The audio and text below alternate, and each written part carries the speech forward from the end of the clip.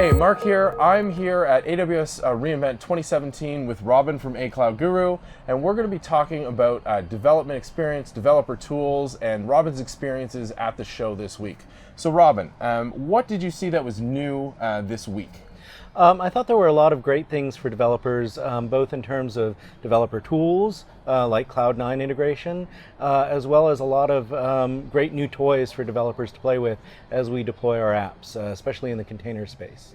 Okay, let's start with probably the biggest news then that you mentioned there, Cloud9. This was an acquisition about a year and a half ago for AWS.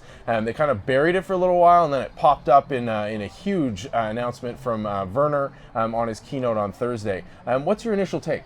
Yeah, I think what AWS is going for here is you can have the complete developer experience all within their cloud.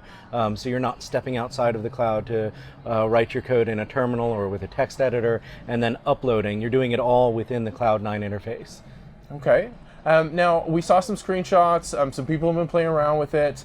Critical question here, this will determine how the rest of this interview goes. You saw it on stage, you can select your key bindings.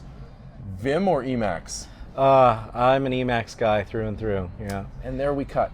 Great interview. Yeah, bye, folks. That's done. Okay, so in an effort to cross the bridge, we can do this. I will keep talking to you even though you said Emacs, but that's fine. It's all about developer choice, and that is a choice. Even bad choices like Vim. Oh, wow, there it is. You know, and I don't even know how to come back from that. I assume that took him at least 7 minutes of keyboard contortions to fire off.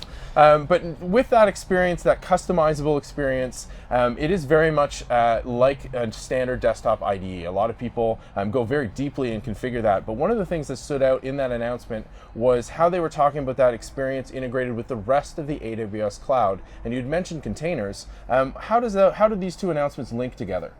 Well, I think with the tools that you get, since now that Cloud9 is integrated with the rest of the AWS tools, you can launch things, you can have an AWS command line console right there within the interface, and you can get kind of real-time feedback on all of that stuff, including the new container offerings. Okay, yeah, and I think that's really critical because I know we've all suffered through that loop, especially dealing with Lambda, where you archive it up, archive1.zip, archive2.zip, and containers, it's just as bad. It's just even a longer process where you're pushing it up to the registry, then deploying it out again. And there was two big container announcements we heard this week. So in addition around Kubernetes, and then something that kind of came as a surprise. So maybe we can start with the Kubernetes angle, and then we'll, if you want to lead us into the next piece. Yeah, so on the Kubernetes front, I think a lot of people probably anticipated this, but they have EKS, which is the Enterprise Kubernetes Service.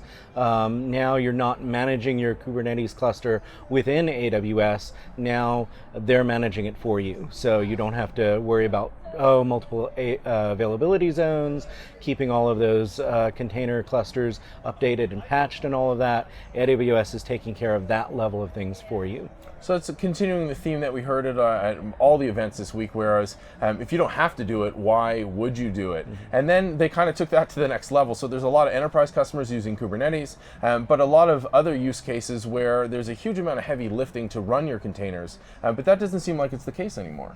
Yeah, no, with the Fargate offering now, if you're launching containers through Amazon's ECS, Elastic Container Service, now you're launching those either as an EC2 backed container or as a Fargate backed container, where again, Amazon is taking care of all of the infrastructure below that, and you just say, hey, give me a container. Just like we've said, give me an instance from EC2, you get an instance, now you get a container the same way, or as we've had with Lambda for a little while, you get a Lambda function just as a service on demand. Okay, so it's really about reducing that friction, making it super simple to focus on what you're actually trying to solve, actually trying to build, right? Yeah, and for the new Fargate offering, now if you're running containers the right way and spinning them up when you need them and spinning them down when you don't, you're billed on I believe at a per second basis. So as long as you're using the container, you're paying for it, but then you don't pay for compute that you're not using. That's been a big theme with them for quite a while now, and now you just have more options, more ways to do that. That's fantastic. And both these services are generally available, so everyone at home can start playing with them right now.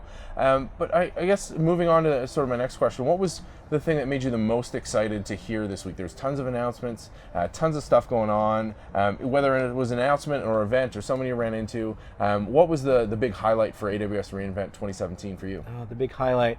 I think in addition to what we've talked about, which is all great stuff, I think the AWS is once again going out of their way to empower developers with the tools that we talked about, as well as a lot of things on the machine learning side. They're definitely pushing the machine learning quite a bit as well. Fantastic. Very good stuff. There you have it, gurus. Great summary from Robin, highlighting the brand new Cloud9 service, EKS, and the new Fargate around containers. You can talk to Robin in the forums. He's active on A Cloud Guru. By all means, let us know what you think of AWS reInvent. What is your experience with Cloud9? What is your experience with EKS and Fargate? We'll talk to you soon.